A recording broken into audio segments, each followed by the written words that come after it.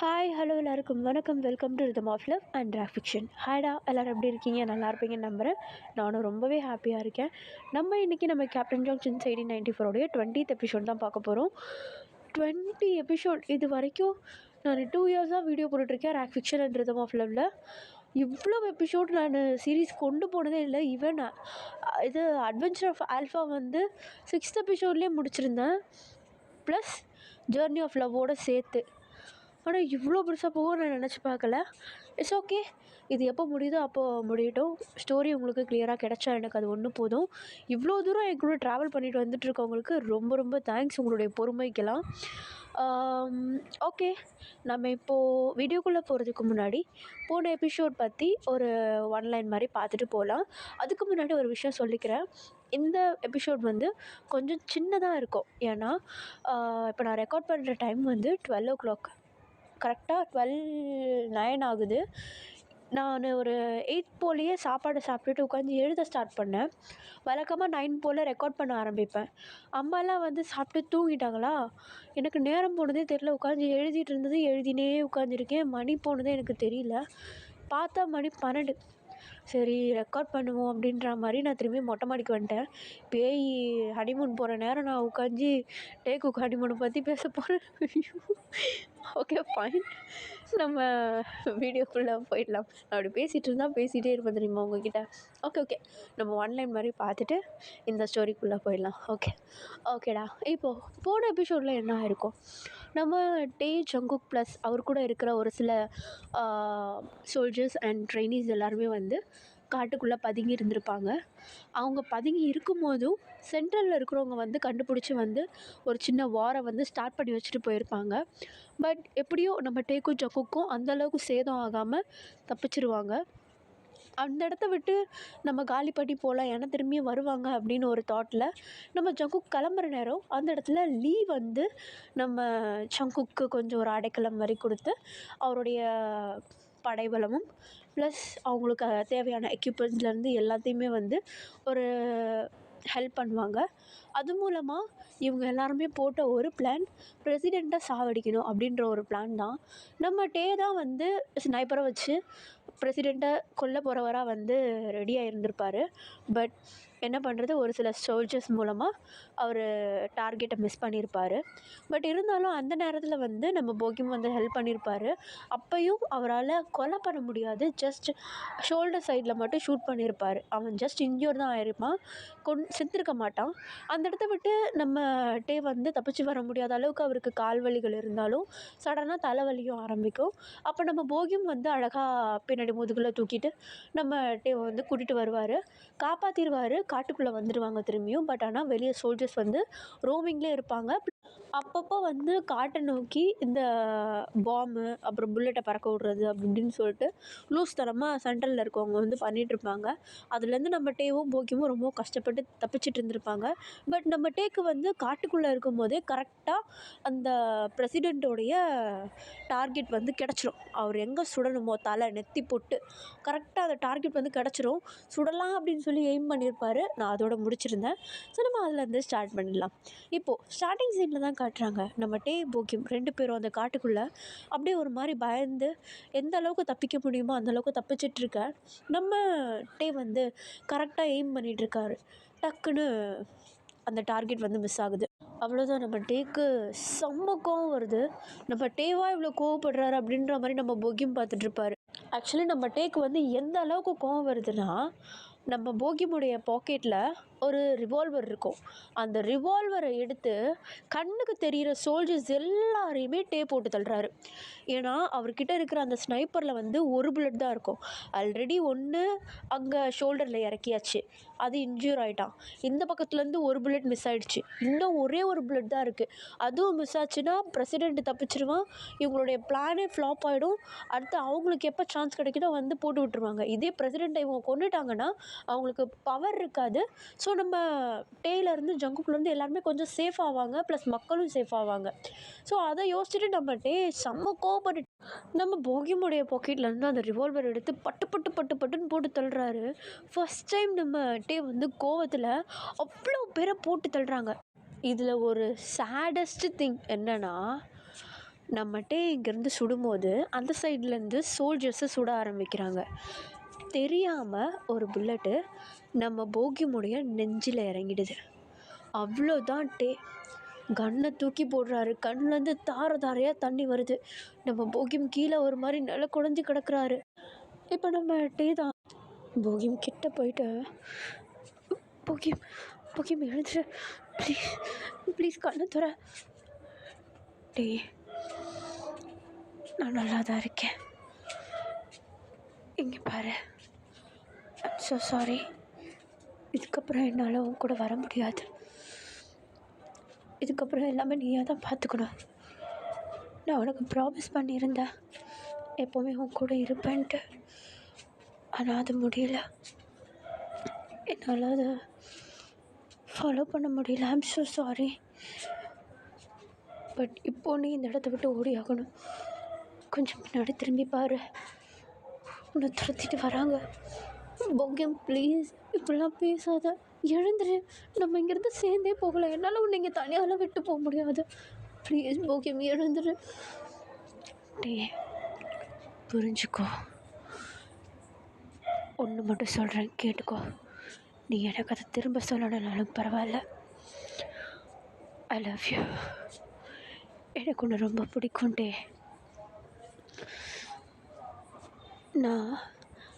நான் இந்த உலகத்தில் இல்லாமல் போனாலும் ஒரு விஷயத்த நல்லா ஞாபகம் வச்சுக்கோ. நான் எப்போவுமே உன்னை லவ் பண்ணுவேன்.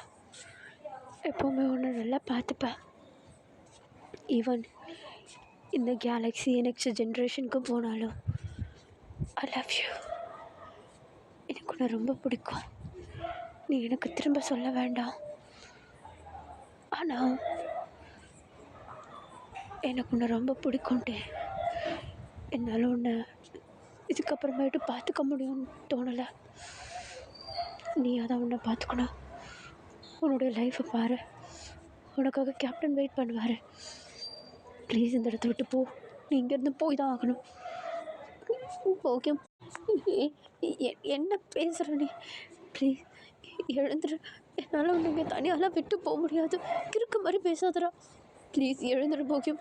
சேர்ந்து போகலாம் ப்ளீஸ். இல்லாட்டி என்னால் இதுக்கப்புறமேட்டு தாக்கு பிடிக்க முடியும்னு தோணலை. ப்ளீஸ் நீ அழாத. உன் லைஃப்பை நீ பாரு. உண்மையிலேயே சொல்கிறேன், உன்னை பார்த்ததுக்கும் உன்னை லவ் பண்ணதுக்கும் உனக்கு கொடுத்த கேருக்குமே நான் வாழ்ந்த வாழ்க்கை போதும். ஆனால் இப்போது நீ உன்னை பார்த்துக்கிட்டாகணும். ஓடு ப்ளீஸ், ஓடு, இங்கே இருக்காத அப்படின்னு சொல்லிட்டு நம்ம போகியம் அவ்வளோ சொல்கிறாரு. பட் நம்ம டே கேட்கவே மாட்டாரு. திரும்பியும் நம்ம போகியம் டேவை பார்த்து, இங்கே பாரு, இப்போ என் கூட இருந்து நீயும் இங்கே செத்து போனனா உன்னுடைய சாவுக்கும் சரி என்னுடைய சாவுக்கும் சரி ஒரு அர்த்தமே இருக்காது டே. நீ இங்கேருந்து தப்பிச்சு போனனா நான் எதனால் செத்தேன், என் சாவுக்கு ஒரு நல்ல முடிவாக இருக்கும். ப்ளீஸ் இங்கேருந்து போட்டே, ஓடு, உன்னை துரத்திட்டு வராங்க, ஓடு அப்படின்னு சொல்லிட்டு நம்ம போகியம் சொல்ல. பட் வேறு வழி இல்லை. நம்ம டே பின்னாடி திரும்பி பார்க்குறாரு. அவ்வளோ சோல்ஜர்ஸ், அவ்வளோ பேர் நம்ம டேவை பிடிக்கிறதுக்கு வேண்டி ஓடி வராங்க. நம்ம டேவால் ஒன்றும் பண்ண முடியல. நம்ம போகியமை தூக்கவும் முடியல. அவருக்கு அந்த இடத்துல விட்டு போகிறதுக்கும் மனசு இல்லை. பட் அவர் போய் தான் ஆகணும். அந்த இடத்த விட்டு ஓடுறாரு. போகும்போது மனசெல்லாம் ஜங்குக்கு எங்கே ஜங்குக்கை கண்டுபிடிச்சா தான் எல்லாமே நடக்கும் அப்படின்னு சொல்லிட்டு ஜங்குக்கை தேடி குடுக்குன்னு ஓடிட்டுருக்காரு. அவர் ஓடும்போதே அவருடைய ஷோல்டரில் ஒரு புல்லட் படுது. இருந்தாலும் அந்த வலியை தாங்கிக்கிட்டு எப்படியோ முன்னாடி ஓடிட்டுறாரு. பட் ஆனால் முன்னாடி சோல்ஜர்ஸ் வந்து இவரை லாக் பண்ணிடுறாங்க. தடுக்கி கீழே விழுறாரு. அப்படியே சோல்ஜர்ஸ் எல்லோரும் நம்ம டேவை அப்படியே இறுக்கமாக பிடிச்சி வச்சுக்க. அந்த இடத்துல இப்போ ஜென்ரல் வராரு. ஜென்ரல் கிம், நம்ம டேவுடைய அப்பா.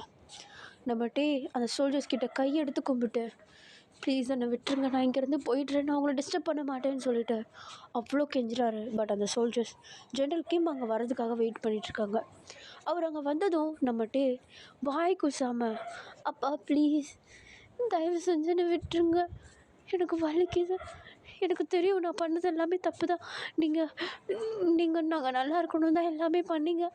ஐம் ஸோ சாரிப்பா அப்படின்னு சொல்லிட்டு சொல்ல, இப்போ அந்த சோல்ஜர்ஸ்லாம் வந்து ஒரு மாதிரி நம்ம ஜென்ரல் கிம்மை பார்க்குறாங்க. நம்ம ஜென்ரல் கிம் வந்த வேகத்துக்கு நம்ம டேவை வந்து ஒரு எக்ஸிக்யூட்டிவ் ரூம் அப்படின்னு சொல்லிட்டு ஒரு ரூமுக்கு கூப்பிட்டு போக சொல்லியிருப்பாங்க. பட் அப்போது நம்ம டே வந்து அப்பா அப்படின்னு சொல்லிட்டு பேசும்போது அவருடைய ஃபேஸ் சேஞ்ச் ஆகிருக்கும். அந்த சோல்ஜர்ஸ் அதை பார்த்துட்டே இருக்கா. இப்போ அவர் என்ன பண்ணுறாருன்னா அந்த ரூமுக்கு கூப்பிட்டு போயிடுறாரு. கூட இருக்கிற சோல்ஜர்ஸை நம்ம டேவா அவர் கூட தனியாக விட சொல்கிறாரு. இப்போ அந்த சோல்ஜர்ஸும் அந்த இடத்துல நம்ம டேவை விட்டுட்டு அப்படியே அந்த சோல்ஜர்ஸ் வந்து வெளியே போக, இப்போ அவர் வந்து நம்ம டேவோட இருக்க. இப்போது அந்த ஜென்ரல் கிம் நம்ம டேவை பார்த்து, என்னை எதுக்காக அப்பான்னு கூப்பிட்டேன்? அப்பா ப்ளீஸ், நான் பண்ணது தப்பு தான். உங்களை நான் மதிச்சிருக்கணும். நீங்கள் சொல்கிறது எல்லாத்தையும் நான் கேட்டிருக்கணும். நான் நான் அந்த மாதிரி பண்ணியிருக்கக்கூடாது. உங்களை எதிர்த்து பேசியிருக்கக்கூடாது. உங்கள் ரூல்ஸை நான் ஃபாலோ பண்ணியிருக்கணும். நான் பண்ணது எல்லாமே தப்பு தான். நான் அதை ஒத்துக்கிறேன். தயவு செஞ்சு என்னை மன்னிச்சிடுங்க. இதுக்கப்புறமேட்டு நான் இப்படி பண்ணவே மாட்டேன். நீங்கள் சொல்கிற எல்லாத்தையும் கேட்குறேன்.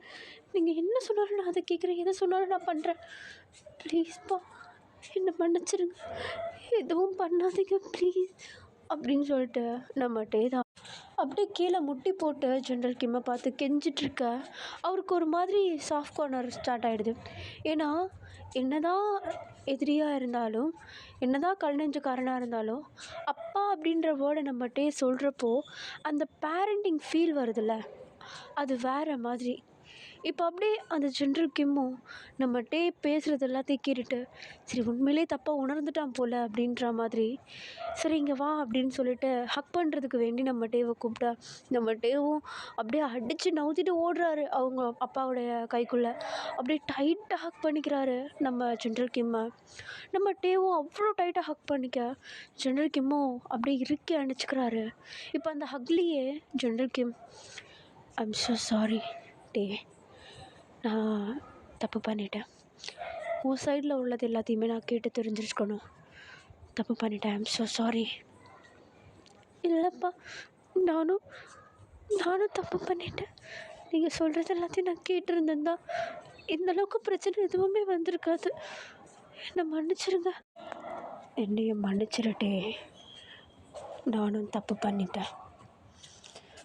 நான் உன்னுடைய சைடில் உள்ளதையும் காது கொடுத்து கேட்டிருக்கணும். இன்னொன்று, என்னை நீ மன்னிச்சதுக்கு ரொம்ப தேங்க்ஸ் டே. இல்லைப்பா, நானும் தப்பு பண்ணிட்டேன். I'm so sorry. ஆனால் நான் உங்களை எப்போவுமே மன்னிக்க மாட்டேன்ப்பா அப்படின்னு சொல்லிட்டு நம்ம டே தான் டக்குன்னு அவருடைய இடுப்பில் இருந்து ஒரு கத்தியை ஒன்று உருவி அவங்க அப்பாவோட முதுகில் சச்சக்குன்னு அப்படி உள்ளே இறக்குறாரு. அவ்வளோதான். நம்ம ஜென்ரல் கிம் அப்படியே வலியில் துடிக்க ஆரம்பிக்கிறாரு. நம்ம டேக்கு அது பத்தலை, இன்னமும் ஃபர்தராக அந்த கத்தியை வந்து உள்ளுக்கு திரும்பி அமுக்கி விடுறாரு. ரத்தம் தெறிக்குது. அவர் ஒரு மாதிரி குழஞ்சி கையில் அப்படியே நம்ம டேவுடைய ஹக்லேருந்து அப்படியே பிரிஞ்சு வெளியே வராரு. நம்ம டே அந்த கத்தி அப்படியே உருவிட்டு கையில் அந்த கத்தி ஃபுல்லாக ரத்தத்தோட ஒரு மாதிரி அவங்க அப்பாவை அவ்வளோ கோவமாக பார்க்குறாரு. இப்போ உடனே அவர் ஒரு மாதிரி ஃபெயிண்ட் ஆகி அப்படியே கீழே விடுறாரு. அரை உசுராக இருக்கார். நம்ம டேவை பார்த்து, ரிவெஞ்ச் எடுத்துட்டல, எதுக்கு பாதியிலே விட்டுட்டு போகிற, கொண்டுடலாம்ல அப்படின்னு சொல்லிட்டு அவங்க அப்பா ஒரு மாதிரி கேட்க நம்ம டேக்கும் அது கரெக்டாக தெரியுது. ஆக்சுவலி நம்ம டே வந்து அந்த இடத்த விட்டு கிளம்பலாம் அப்படின்ற ஒரு பிளானில் இருந்திருப்பார். பட் அவங்க அப்பா இப்படி சொன்னதும், சரி உன் ஆசையை நானே நிறைவேற்றுறேன் அப்படின்ற மாதிரி நம்ம டே கிட்ட வர, அவன் என்ன பண்ணிடுறான்னா கத்தியை பிடுங்கி நம்ம டேவை ஹக் பண்ணுற மாதிரி கிட்ட இழுத்துட்டு நம்ம டேவுடைய முதுகில் குத்திடுறான். அவ்வளோதான். நம்ம டேக்கு வந்து அந்த கத்தியை பிடுங்கின இடத்துல இருந்து அப்படியே ஒரு மாதிரி தளன்னு ரத்தம் வெளியே வர ஆரம்பிக்குது. நம்ம டேவால் சுத்தமாக வலி தாங்கவே முடியல. ஆல்ரெடி அவர் ரொம்ப உடம்பு டேமேஜ் ஆகிடுச்சு. ஏன்னா கால் ஒரு பக்கம் ப்ளீட் ஆகுது. அந்த சோல்ஜர்ஸ் கிட்டேருந்து ஓடி வரும்போது புல்லட் பட்டிருக்கோம், அது ஒன்று. இன்னொன்று, இப்போ இந்த கத்தி குத்திருச்சா, அவ்வளோதான். நம்ம டேவால் ஒன்றுமே பண்ண முடியல.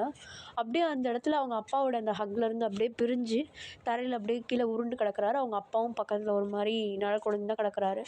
இப்போ நம்ம டே ஒரு மாதிரி ப்ளீட் ஆகிட்டே இருக்க அந்த இடத்த விட்டு ஜென்ரல் கிம் வந்து தப்பிச்சு போகிறதுக்கு ட்ரை பண்ணுறாரு. அப்படியே கட் பண்ணி இந்த பக்கம் காட்டினா நம்ம ஜங்குக் சைடு.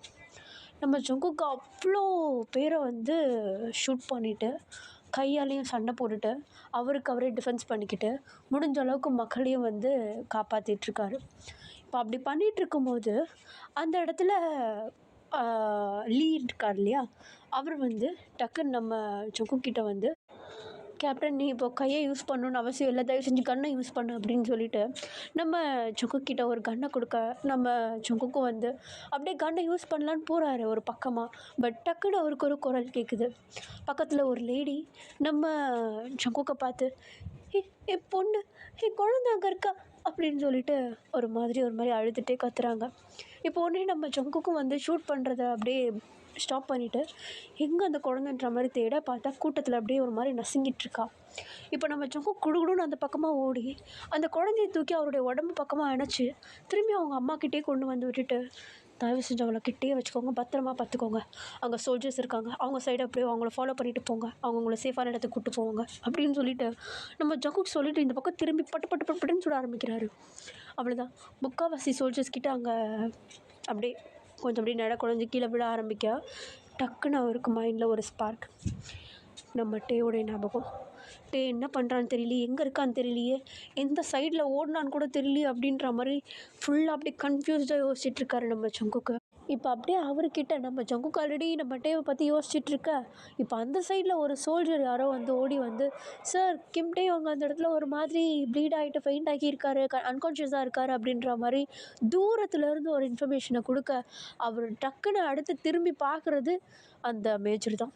அவருக்கு வருதே டக்குன்னு அந்த ஹியூக் அதாவது அந்த மேஜர் பக்கம் திரும்புகிறாரு. அவன் கையில் கன்னை வச்சுட்டு நம்ம ஜங்குக்கை பார்த்துட்டு கேப்டன் நான் டேவை அந்த இடத்துல அப்படின்ற மாதிரி என்னமோ நம்ம டேவோடைய லொக்கேஷனை கரெக்டாக சொல்ல வரா மாதிரி வராரு. பட் நம்ம ஜங்குக்கு வருதே போவோம் கிட்ட ஓடி போயிட்டு மொத்தன்னு மூஞ்சிலே வைக்கிறாரு அந்த மேஜர் மூஞ்சில். ஏன்னா ஸ்டார்டிங்கில் வந்து நம்ம ஜங்குக் கூட வந்து காங் அப்படின்னு சொல்லிட்டு ஒருத்தர் இருந்திருப்பார்.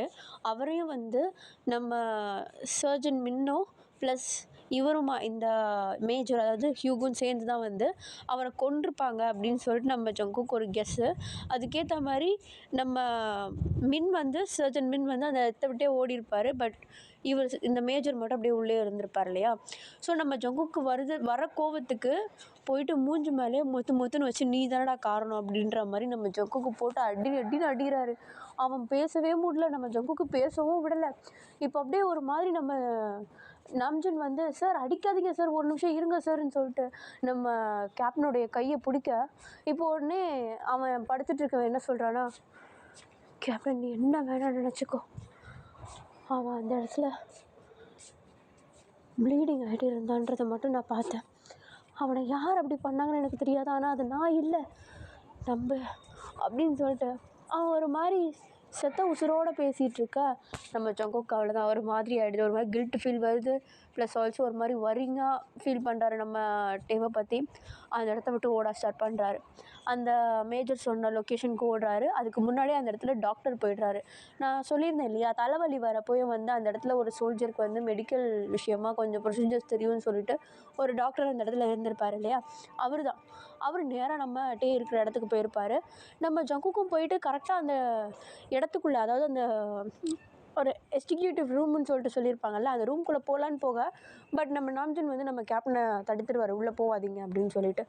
நம்ம கேப்டனுக்கு முடியாது, நான் உள்ளே போயே ஆவேன் அப்படின்ற மாதிரி அப்படியே முக்கி முடங்கிட்டு இருப்பேன். இப்போ உடனே அந்த டாக்டர் வந்து வெளியே வந்து என்ன சொல்கிறாருன்னா, தயவு செஞ்சு நீங்கள் உள்ளே வராதீங்க, எதாக இருந்தாலும் நான் பார்த்துக்கிறேன், அவன் ஓகே தானே, அவனுக்கு எதுவும் ஆகலைல்ல,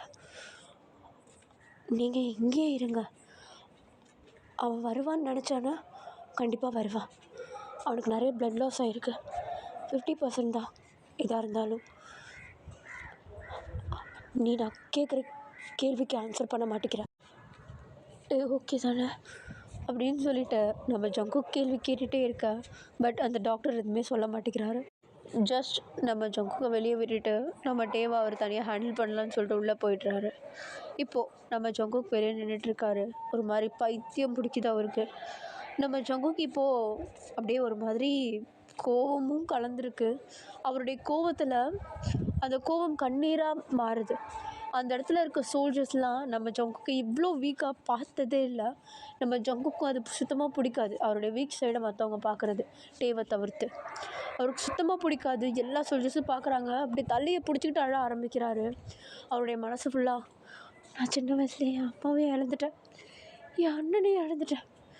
கடவுளே ப்ளீஸ், எனக்குன்னு இருக்கிறவன் ஒருத்தந்தான், என்கிட்ட இருந்து பிரிச்சிடாத அப்படின்னு சொல்லிட்டு நம்ம ஜங்குக் வேண்டுற ஒரே விஷயம் இதுவாக தான் இருக்குது. அப்படியே கொஞ்சம் டைம் ஸ்கிப் ஆகுது. நல்லா இருட்டி இருக்குடா, நைட் டைம். நம்ம ஜங்குக்கை தான் காட்டுறாங்க. அவர் ஒரு இடமா உட்காந்து அவருடைய வேலைகளை பார்த்துட்ருக்காரு.